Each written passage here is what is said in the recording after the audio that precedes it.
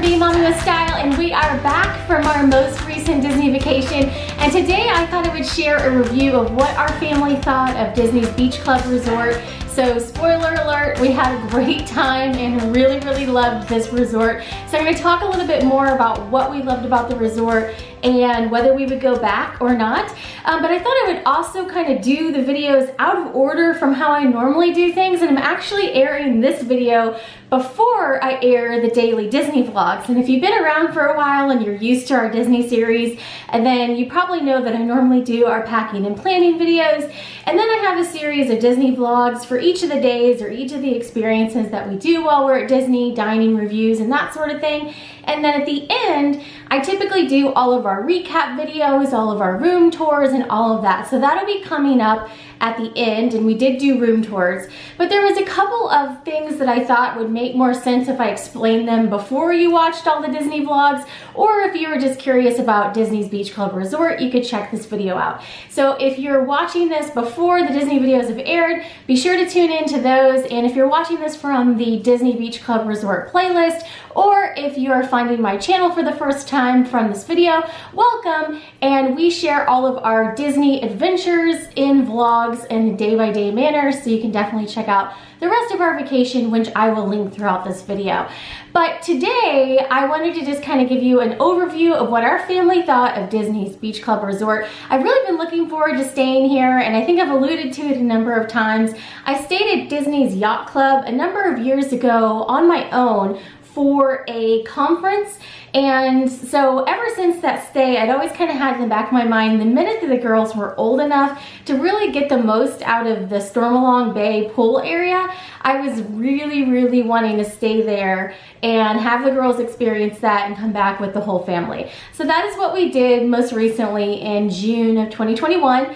And it was everything I imagined it would be and a little bit more. So I'll go through a full trip recap, like all the dining and all of that, but I'll just touch on a few things that we did right on the Beach Club Resort property, including the pool. We did do Cape May, which is back open again, no characters, but Cape May Cafe is back open. We ate breakfast there. And we also ate at Beaches and Cream on our last day, and that was super fun. So to start out, the reason why I wanted to kind of air this beforehand is you'll kind of see Disney's Beach Club Resort throughout our Disney Day in the Life vlogs. So you'll see us arrive. We immediately did an activity the minute that we got there. So we really loved their activity schedule and the movies on the beach. I thought that was all really cool. The very first thing that we did when we got there is we made Mickey tie-dye shirts, and I'll share those in some Day in the Life vlogs after we're back home, because they actually have to sit in the bags for about 2 weeks after you've made them. So I will be rinsing those out and doing all that kind of stuff here at home, so I'll share that in a later video. But we made those right away, so we just immediately jumped into the experience. There were a couple pop-up showers right there when we first got to the resort, but we just kind of immediately hopped into doing things. The location of the Beach Club Resort, of course, it's right connected to the Yacht Club, and they share the Stormalong Bay pool area.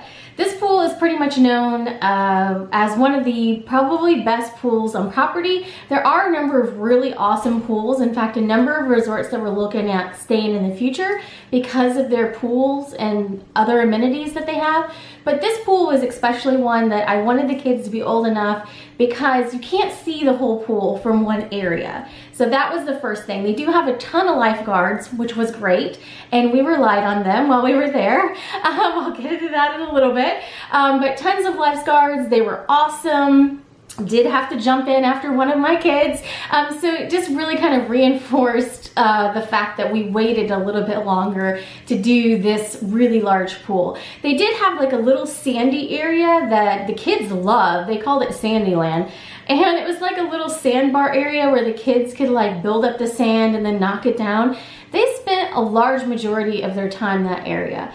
I enjoyed the lazy river. They had, you know, floaties that you don't have to bring anything. You just use the floaties they have in the pool. I floated around there. The kids hung out in the sand area quite a bit. But just the regular pool area is really large, and it kind of wraps around almost like in a little U shape. So from one side of the pool to the other side of the pool, you can't see the whole thing. So So there are a number of lifeguards, and they're extremely, you know, well trained. We got to see their training in action. But the kids loved the slide, and we went down the slide a number of times and did all of that right away. So I'll just get into the lifeguard story really quick.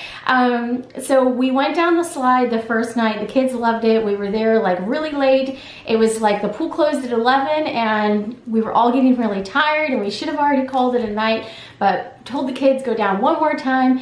And Natalie went down, and she was just too tired, and she couldn't get herself out quick enough. And the end of the slide, there's like water rushing. In fact, the first time that I went down it, I did not sit up. Pro tip, sit up at the end of that slide, because if you're like laying flat, you're like a bullet coming down that slide. And I just went right into the water. And then you have water like coming down on top of you, so it takes a bit of strength and effort to like push yourself up. Well, she was tired, and she was just under the water too long. You know, it was like a matter of seconds, but those lifeguards, they're looking for it. So we heard the whistle, and the lifeguard went in and pulled her out, and you know, anyhow, it was all fine. But yes, thank you to the lifeguards at Disney's Beach Club Resort, because we did have to use their services the first night we were there. But Natalie is fine. And so it was great to like just be able to see, like, they have them all stationed around the whole thing, so I was not stressed about that, not being able to see the whole area. For most of the time, the kids did hang out in that kind of like sandy bar area, which was a really low, you know, kind of area, probably like 1 to 2 feet deep in most spots around that sandbar area. But the lazy river, just so you're aware, I was kind of surprised by this. It has like areas in it that are up to 7 or 8 feet deep. So basically we told the kids, you know, anytime you can get in there, just please get a life jacket on. They didn't really hang out in that area that much. And then the regular pool, it went from anywhere from like 3 to 4 to like just over 5 feet. I could like be on my tiptoes, and the water would be like here. I'm about 5'3". So anyhow, the pool was amazing, and the really unique thing about it is it has the sandy bottom. So we really enjoyed that. It was just a really neat atmosphere, and definitely kind of capped off the whole experience. Of course, the view being right there on the lake was amazing. We loved that. We did end up switching rooms, which I thought, so before I air the room tours and all that, so it's not confusing, we were in one room the first night, which was on a walkout patio right off of one of the quiet pools.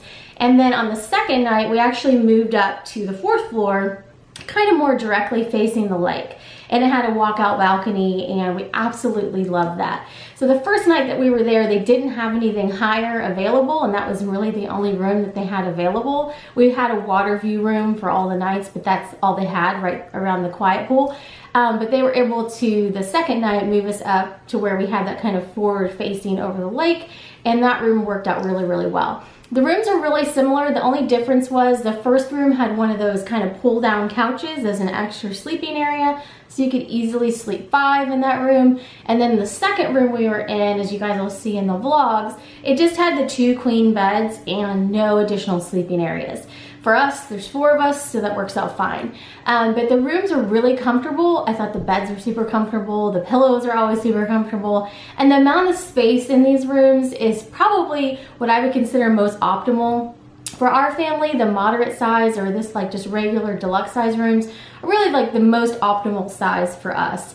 We've had a lot of long discussions as far as like what the next resorts may be that we stay at, and we definitely have already said, although we don't think it'll be next, because we try to do a different resort every single time because that makes your trip feel so different, we definitely want to circle back around to this resort area.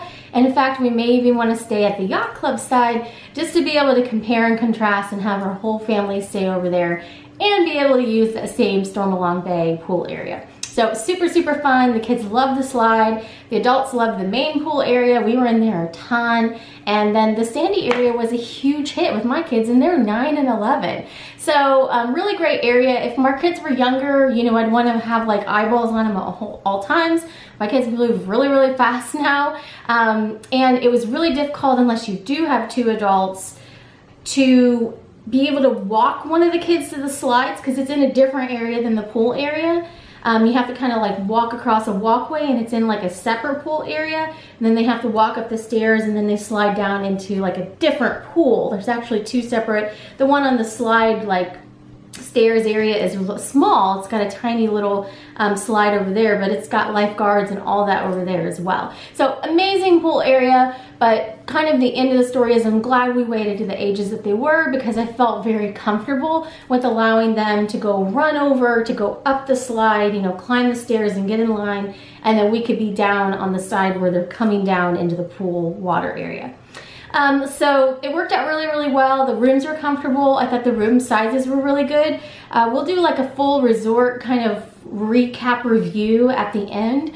But I definitely know the next couple resorts that our family wants to stay at, we really like the moderates. We never have a problem circling back to those. That room size just works out well for us. But as far as like new resorts that we'd like to stay at, a new one that just got added to the list after this stay was Boardwalk. Being right across from Boardwalk and being able to see everything that was over there and getting the vibe for using the water transportation from Beach Club, and the same boat goes over to Boardwalk was really, really convenient. We loved being able to walk to Epcot. You could walk to Hollywood Studios if you wanted to, but we used the boat to go over there. It was just relaxing and fun. We even just walked over to the Skyliner little depot that's down by Epcot and rode the Skyliner one day just for fun. So there was just so many transportation options. We really, really love that. So for Magic Kingdom, you do have to use the bus. That's really the best and only way to get there from Disney's Beach Club. For Disney's Hollywood Studios, you can walk or use the boat transportation. We loved riding the boats. It's like just another little added ride, I guess, throughout your day. For Epcot, you could walk or take the boat over there. It's really super close, especially if you're in Beach Club, and especially if you're down to one end of Beach Club where our original room was, down by that quiet pool. You are just steps away from Epcot, which is amazing. The International Gateway kind of back entrance. And then to get to Animal Kingdom, again, a bus is really about the best way to get over there, or like in our case, we had our personal vehicle, we just drove it over to Animal Kingdom that day. So transportation-wise, really top-notch resort, amazing pool. We really loved the rooms. The amenities were great. And oh, quick service. So we did eat breakfast a number of the days at the Beach Club Marketplace. Now this is one that maybe didn't get the highest marks from us. The food was good and it did everything we needed it to do. We were able to do mobile ordering. You could take your food either outside to a little eating area that was just outside the doors in the marketplace, or down to an inside area called the Solarium, which was this kind of like a sitting area, not with like a lot of like regular eating tables, but kind of more like lounge chairs. And it was an indoor eating area if it's just incredibly humid and hot, as it was a couple mornings. But you'll see in our videos, we ate outside a number of the mornings. My camera just fogs up on a number of mornings. I'm sure you'll see as well. I'll leave it in for a few of the videos. So you can see just that differential being in the AC and walking out in that wall of humidity. It was hot this trip, but we kind of planned that into our touring plans. We knew it was going to be hot. It was June, and we wanted a lot of pool time, more resort time, and kind of start gearing more towards those resort-oriented trips. So we did go to all 4 theme parks this trip, as you'll see in our vlogs, but every single day we came back to the resort and took a break at the resort, which was fantastic. And a number of the days we even came back and swam or, did something else around the resort. So it really worked out well as far as being a easy come and go resort. On the Hollywood Studios day, Natalie and I actually came over and got our luggage from Bell Services when we changed rooms. And it was like no big deal just to take the boat back and forth. It was quick, it was easy, and really super convenient. So the location worked out well. We loved the vibe, and the quick service was good. We did eat at Cape May Cafe, which is back open. No characters yet. I'm looking forward to the characters being back there because we really liked that one when it was a character dining meal. But it's the one, if you watch one of her old videos, Natalie is just like a toddler in her little seat, and Donald comes out and she's like, ah! It's like one of my favorite older Disney videos ever. I will try to link that for you because it's a really great, fun video, and the kids are so tiny. But Cape May Cafe, the food was really great. It was family style for breakfast. We don't eat a ton of food, I think, comparatively to like other families. My husband's like on a more plant-based diet. Disney works out great for him because he gets a lot of like plant-based options on most of the menus there. And so you'll kind of see that as we go through and share our meals. He really ate plant-based about 90–95% of the trip. And so the net effect is when we have a family style meal, like we don't even make it through one whole like thing that they'll bring out. Like they'll bring you seconds if you need it. We don't even make it through the first serving that they bring. So for us, it's probably not the best deal, but if you have a family that really like eats a lot or likes to load up at a certain meal, these family style meals probably work out really, really well for that. We enjoyed the atmosphere, had great service, and I was glad we tried it once. And then we also ate at Beaches and Cream. This was a really fun one. The girls had this like huge like Mickey Sink dessert. I had a sundae that they just made because the shake I was gonna get was out of stock. They have like souvenir cups with, you know, it's got a little specialty shake, and they were out of them the day that we were there, so I improvised and got something else. But my husband was even able to get a non-dairy dessert there, so that's why Disney works out really, really well for us, because he has a lot of kind of specialty eating things. He tries to limit meat. He's pretty much tries to be non-dairy when he can. It just helps his system run, and he's able to do that a lot easier at Disney than it is at other vacation destinations. So it really worked out well for him. So he had a non-dairy, you know, like dessert sundae that I show in the videos as well. And so it really had a lot of great options. They also had food, but we had already eaten by that point in the day, so we just got ice cream to kind of cap off our trip. But I hope you guys enjoy watching the vlogs. We absolutely would stay at this resort again. It was an incredible resort. We had an amazing time. It worked out kind of exactly how I envisioned, with the kids being older and being able to have a little bit more independence and really enjoy the pool. I think that before we end up circling back around to Beach Club, we may try Yacht Club.